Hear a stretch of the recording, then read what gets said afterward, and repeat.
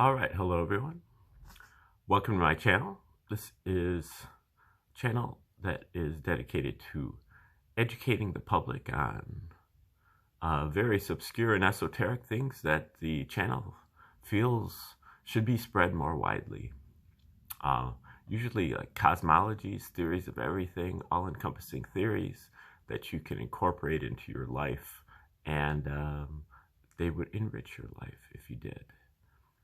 Today is video number 344, I believe. Possibly 345. I think 344 on the reciprocal system of theory from Dewey Bernard Larson.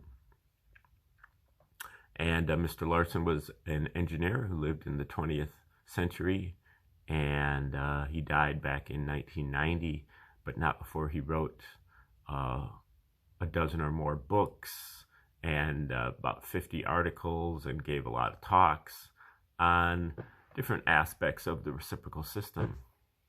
The basic gist of the reciprocal system is that we live not in a universe made out of matter, not in a universe made out of energy or force or anything else, but we live in a universe that is made entirely out of motion. And motion for Larson was the relationship between space and time. And in Larson's formulation, space and time both have 3 dimensions, as does motion. And that's what Larson calls coordinate time and coordinate space. Space and time are reciprocals of one another. They don't exist separately. They only exist together in motion. And they can be abstracted so that you can pretend that they exist separately, but they don't. If they do, one would exist with 1 unit of motion. So that would be, you can think of motion as a fraction with space or time as the numerator and time or space as the denominator.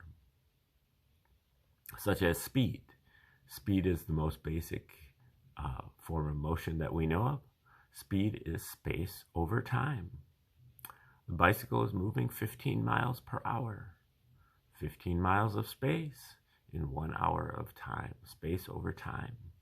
Now, all other forms of motion are also relationships between space and time.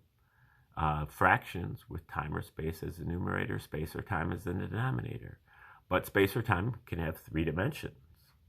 And space or time also have what they call their clock aspect, which is a scalar motion. This is a motion that has a magnitude, but it has no direction, no specific direction, other than in or out.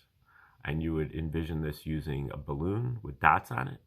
You blow up the balloon, all the dots are moving away from each other, but in no specific direction. That is the progression of space, or clock space, the flow of space. And that was also observed by the Hubble telescope. All of the distant galaxies are moving away from each other. And it's also seen in a clock. The clock is always getting later and later and later and later, but in no specific direction. As a scalar motion, and scalar motion is known by the legacy science community, but it has not been investigated or discovered to be fundamental. They consider it to be kind of a backwater anomaly of motion. But in Larson's formulation, scalar motion is the most fundamental, and it is the basis of his universe of motion. So he calls that clock time and clock space. And then space and time also only come in discrete units, meaning that there's a minimum unit of space and a minimum unit of time, quanta of time and space. And you have to have at least 1 unit of time and space and or space to have anything. And then if you have one, then in order to go to the next unit, you have to have a full 2 units. There are no fractional units. There are no negative numbers, only the integers. And if you have exactly 1 unit of space in 1 unit of time, you have what Larson calls unit speed, or the speed of light. And so this speed of light in all directions, outward at all directions, is really what Larson calls the progression of the natural reference system. This is the default motion of the universe. This motion is always occurring, and this is the most fundamental motion. You could call it the 0 point, or the null point, or the ether, the origin, the background motion of the universe is outward in all directions at the speed of light. And then from there, that is where you make your measurements from. So that's your kind of your reference point. And then you measure, are you going faster than this or slower than this? Unlike the legacy scientists who are making all their measurements from 0 motion. And that makes sense. In a universe of motion, you have motion before you have anything else. And motion is underlying the whole thing. So you make your measurements from a certain motion. And then Larson refers to that as displacement, whether you are going faster or slower than that reference null point. So therefore, in Larson's system, half of the universe is actually moving faster than the speed of light, and half is moving slower. Larson refers to these as the cosmic sector and the material sector. The legacy scientists only know about the material sector, hence Einstein's dictum that the speed of light is the maximum speed of the universe.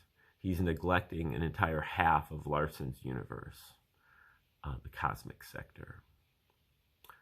And then there's also what you would call, so that is the major boundary in the universe, is the speed of light boundary. If you cross that speed of light boundary, the rules invert. The cosmic sector and the material sector are basically reciprocals.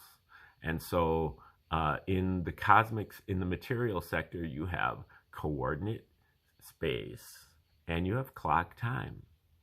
But in the cosmic sector, once you cross that speed of light boundary, you invert the roles of space and time, and you end up with coordinate time and clock space in the cosmic sector.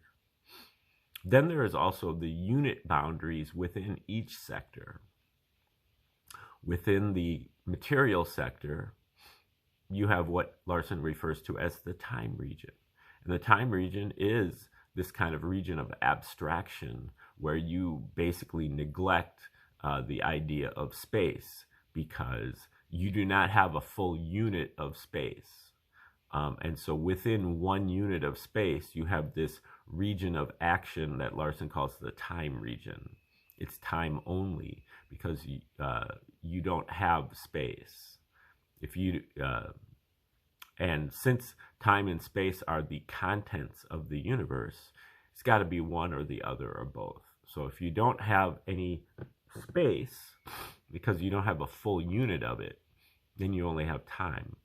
And the same, and so this is the realm of the microscopic, the atoms and molecules of the material sector.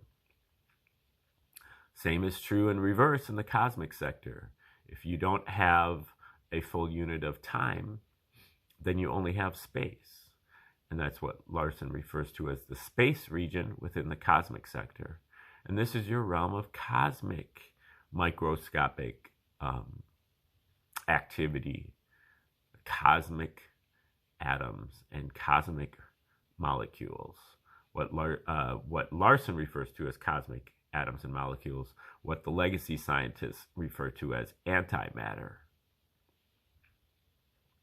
Okay, now today we are reading the third installment, or the third paper from Dr. Bruce Peret, who is one of the illuminated revisers of Dewey Larson, who began his work in probably in the 1980s, and he passed away in 2020. But he, along with Dr. Bruce Peret, Dr. KVK Nehru, the two of them came up with what is called RS2, the reevaluation of the reciprocal system. So they took Larson's system in the spirit of Larson's system and made a few corrections of mistakes that they claim that Larson made. And Larson did admit that he was subject to error. He believed that the system itself was correct, but that he could make errors in his application of the system. And hence we have this reevaluation, RS2. And so this paper is called RS2-103.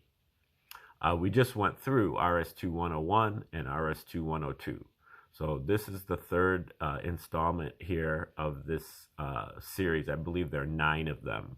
And I think we're going to look at all of them.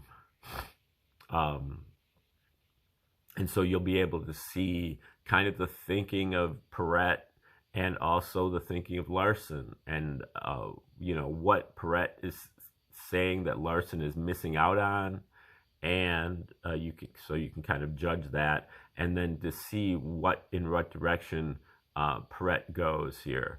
And I think this one here, RS2-103, is really compelling, because what Peret does is he takes Larson's 2 fundamental postulates, which he explains here, and he shows that in addition to those 2 fundamental postulates which govern the physical universe, Larson also needed 4 additional postulates to handle what he called the metaphysical universe for his final book, the Beyond Space and Time, which has to do with metaphysics. So it has to do with, life, biology, has to do with ethics, and it has to do with mental phenomena, thinking and memory, and all of these kind of life-related things that are not covered by his 2 fundamental postulates. But when Peret reformulates his 2 fundamental postulates, he actually is able to get rid of those 4 metaphysical postulates because they now fit in. So that is I think that's a major improvement, and we'll see if you think so too. Okay, RS2-103, submitted by Bruce Peret in 2013. And he's quoting Larson here to start with. At best, therefore, what we term knowledge is merely an approximation. And the advancement of knowledge is essentially a process of arriving at even closer approximations to the ultimate truth. That's the end of the quote. Fundamental laws and principles are no exception.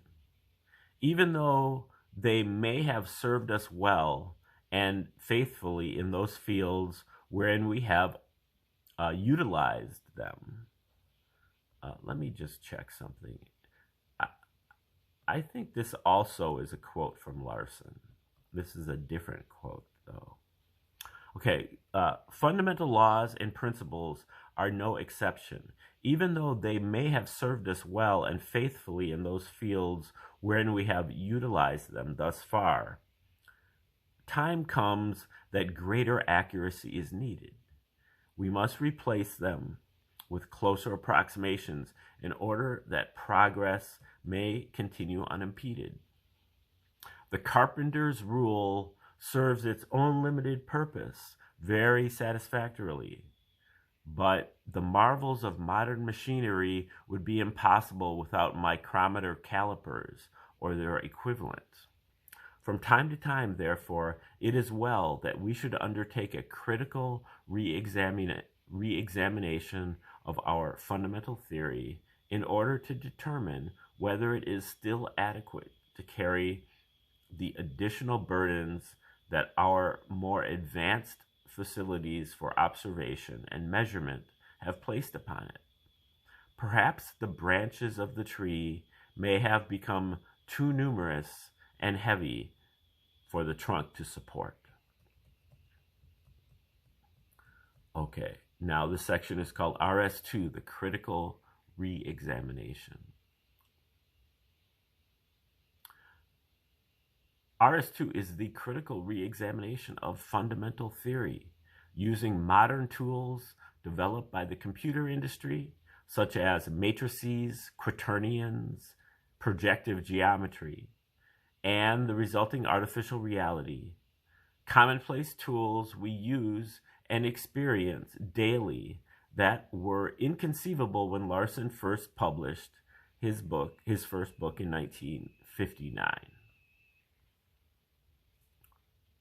In keeping with Larson's intent of a theory of everything, one cannot have a set of rules for one situation and another for an analogous situation. Larson was able to accurately define the physical universe in terms of space and time. He did not need one set of rules for the atomic configuration space, another for astronomy, and another for mechanical interactions. But when he encountered the living realm, his level 2 biologic, the postulates fell apart. The RS2 re-examination targets two areas of the reciprocal system. Firstly, to clarify the exact details of how the system works, addressing concerns and issues brought out over the last 50 years by RS researchers, and secondly, to find out why the fundamental postulates are not generally applicable to the other levels of existence, and define what can be done to correct that situation so that they are of general applicability again. Larson changed his fundamental postulates at least 5 times before he settled on their final form, then had to use a new set of postulates to continue from that point. RS2 believes that is unnecessary, that a simple modification of the postulates once again can open the door to a generalized set of postulates to include the other levels of existence that Larson documented, as well as to clarify some of the inherent problems identified with his level 1 research, or the physical universe. This section is called the new micrometer, artificial reality. The field of computer imaging has produced some very precise and detailed tools for the construction of artificial realities. Objects and images that appear so real that one has difficulty separating them from the observable objects in the physical universe. This is a big clue that these computers must be doing something right. When reduced to their simplest form, computers are nothing but binary bits, which are grouped into scalars, starting with integers. Magnitude only. That's basically what a scalar is, something with magnitude only. It has no units. Binary bits which are grouped into scalars, starting with integers, magnitude only, that somehow manages to create virtual buildings virtual people, planets, and galaxies. Sound familiar?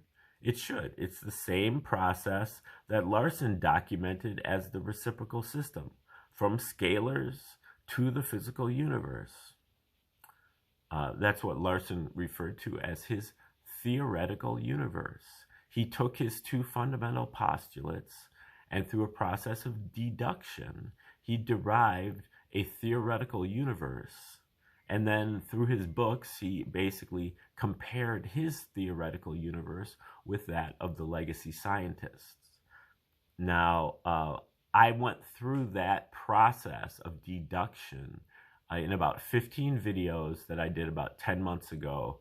So go back in the archives and look at those videos that are called The Outline of the Deductive Development of the Reciprocal System. Larson goes through 165 different steps. If this is true, then that is true. And then if this is true, then that is true. And then he derives a theoretical universe, kind of like this virtual, doesn't call it virtual, what does he call it? Virtual buildings, virtual people, planets, and galaxies. Larson calls it theoretical.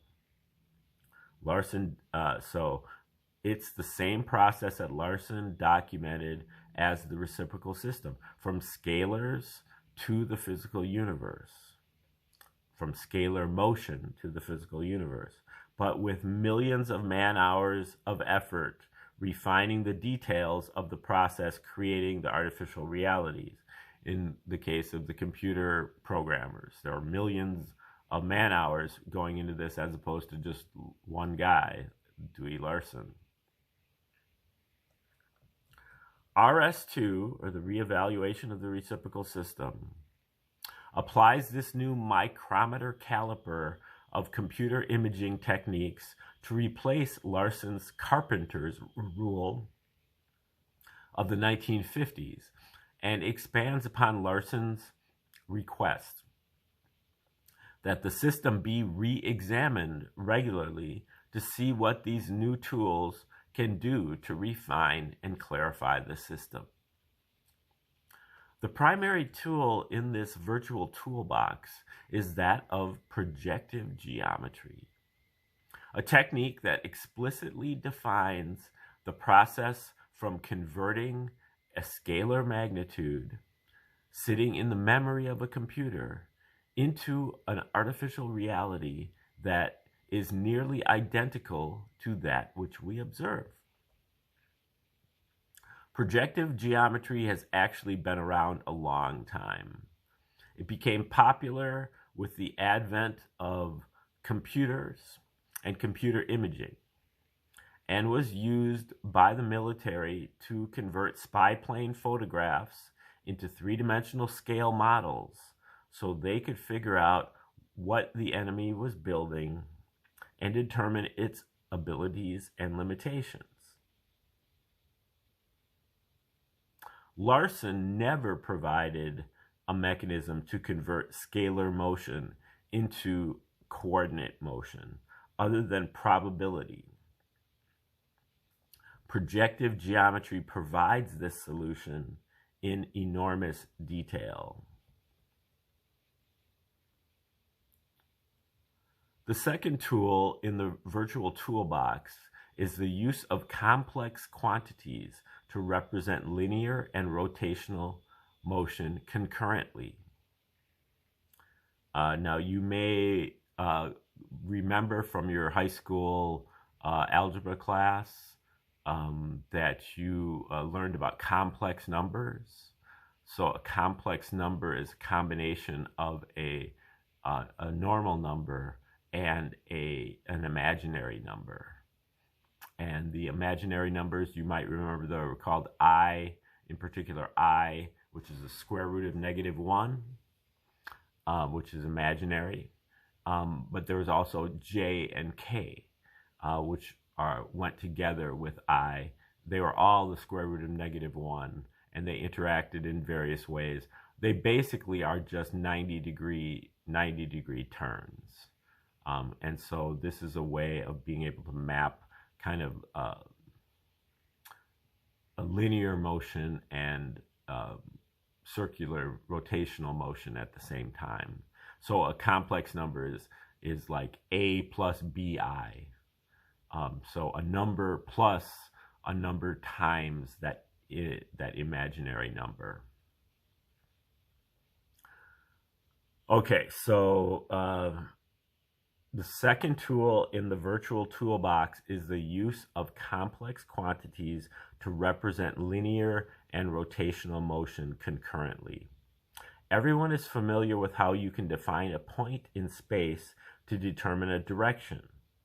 There is also another process using roll, pitch, and yaw, which is, I think, from like the Air Force. You learn that, he says, as any flight simulator will demonstrate. So these are the different ways that you can steer an airplane. And I believe these are also 90-degree turns.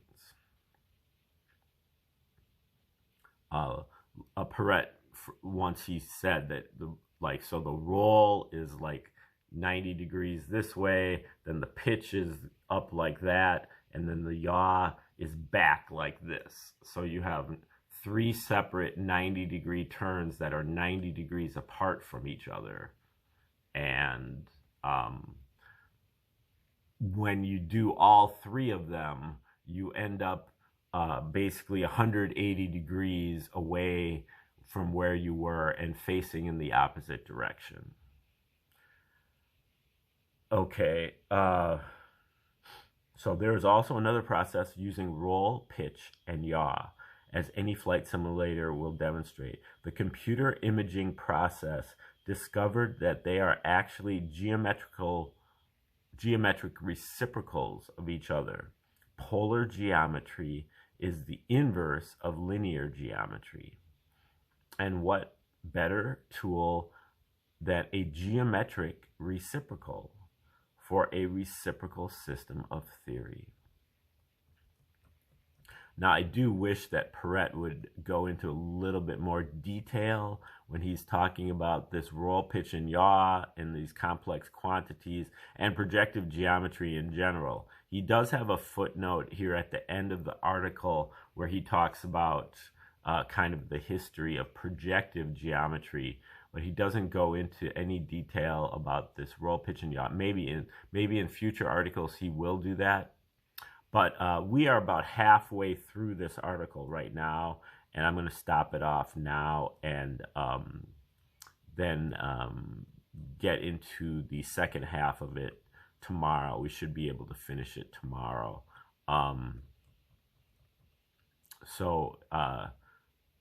You know, again, he's just kind of going over the techniques that he's using to evaluate or reevaluate the reciprocal system, and particular projective geometry and complex quantities. And then in the second part, he's going to kind of put it all together and present Larson's postulates and show that there's a few flaws in them, and that by making some very simple changes, voila, we can get rid of all of the metaphysical postulates. Okay, thanks for tuning in today. Have a great day, and hope to see you tomorrow.